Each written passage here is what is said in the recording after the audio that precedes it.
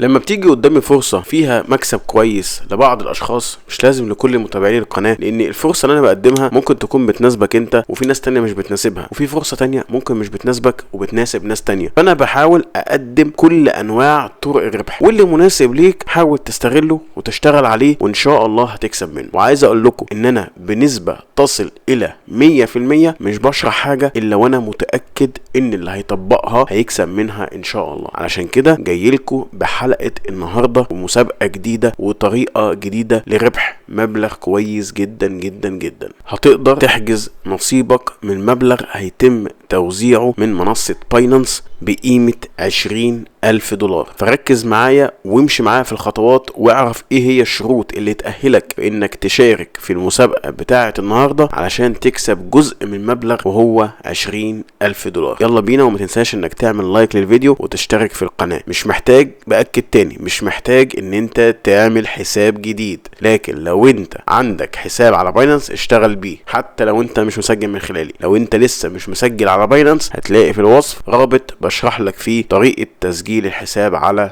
منصة باينانس وتوثيق الهوية. اي حد عنده حساب على منصة باينانس وثق الهوية ويبدأ يعمل عمليات تداول. اهلا بيكم يا شباب. باينانس سكوير اكمل المهام في مركز الهبات اللي هو مركز المهمات، يعني لفتح 20,000 دولار، والموضوع كله هيتعمل في 4 أو 5 خطوات، وهتقدر او هتضمن ان شاء الله يكون ليك نصيب من 20,000 دولار. ننزل لتحت كده يا شباب. يسر باينانس سكوير ان تقدم مركز جديد للهبات حيث يمكن للمستخدمين الذين تم التحقق منهم، عشان كده بقول لك لازم توثق الهوية، اكمال مهام بسيطة لفتح 10,000 دولار في عملة ACE و10,000 دولار في عملة ليستا، العملة اللي هي لسه نازلة جديد. فترة النشاط من 11/7 إلى 30/7، يعني لحد آخر الشهر. عشان كده بقول لكم شهر 7 اللي احنا فيه شهر فيه مسابقات كتير وهدايا كتير تخص منصة باينانس. كيفية المشاركة: يمكن لجميع مستخدمين باينانس إكمال المهام التالية للحصول على حصة ب 10,000 دولار من عملة ACE و10,000 دولار من عملة ليست. المهمة الأولى هنروح لصفحة النشاط المقصودة. ادي صفحة النشاط المقصودة، طبعا دي عملة مانترا اللي احنا اتكلمنا عنها في الحلقة اللي فاتت، ودي بقى عندك عملة ليستا وعندك عملة ACE. نرجع كده دي الحدث. ايه اللي مطلوب مني؟ انقر فوق زر المشاركة في المنشورات المثبتة لمشاركتها مع أصدقائك. أكمل أي من مهام التداول التالية. طيب نرجع الاول بس كده للمهمات وندوس على عملة ليستا، وزي ما احنا شايفين كده نترجم بس الاول عشان نكون مع بعض فاهمين. زي ما احنا شايفين كده ادي المهمات المطلوبة منك 1 2 3 4. اول خطوة عندك انك توثق الهوية بتاعتك على منصة باينانس. تاني خطوة انك تتابع حساب عملة ليستا على باينانس سكوير. هدوس كده وادوس على كلمة متابعة، ولو رجعت كده للمسابقة واعمل اعادة تحميل هلاقيه مباشرة قال لي خلاص انت عملت بالفعل متابعة. اترجم كده مرة تانية، بيقول لي شارك هذا المقال. هدوس كده عشان يفتح لي مقال معين، ده المنشور اللي انا المفروض اعمل له مشاركة. هنزل لتحت كده وادوس على كلمة نسخ الرابط. مجرد انك دوست على كلمة نسخ الرابط دي معناها ان انت شاركته. وممكن كمان عشان تأكد ان انت تعمل مشاركة على تويتر او منصة اكس او حتى تليجرام. انا هعمل مشاركة على تليجرام. تمام كده، هبدأ اشارك الحساب. انا بالفعل كده شاركته. هرجع للمسابقة اعمل اعادة تحميل، هنلاقي ان بالفعل شير ذيس بوست عمل عليه علامة صح ان انا شاركت المنشور. بعد كده بقى اكمل المهام التالية. بس قبل ما نشرح مهمات التداول هرجع للمسابقة وانزل عند عملة ECE العملة التانية، وهعمل فيها نفس اللي انا عملته في عملة ليستا اللي هم اول 3 خطوات. هتابع حساب العملة دي على باينانس سكوير. هعمل كده متابعة. انا كده تابعته. هرجع تاني هنا وادوس على شارك هذا المقال عشان يفتح لي منشور وابدا اشاركه. هنزل لتحت كده وادوس على كلمة نسخ الرابط وابدا اشاركه برضو على التليجرام بالشكل ده.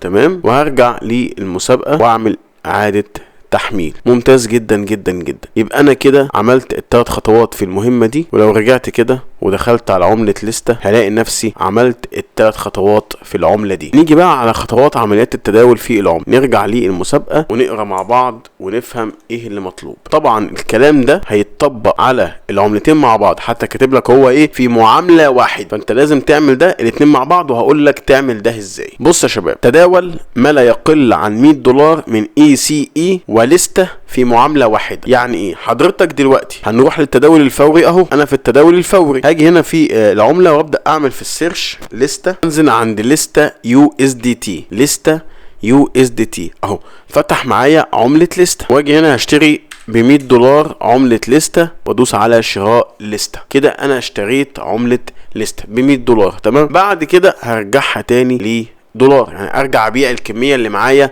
من عمله ليستا، بيع كل الكميه اللي معايا من عمله ليستا اللي هتكون موجوده وابدا ادوس على بيع.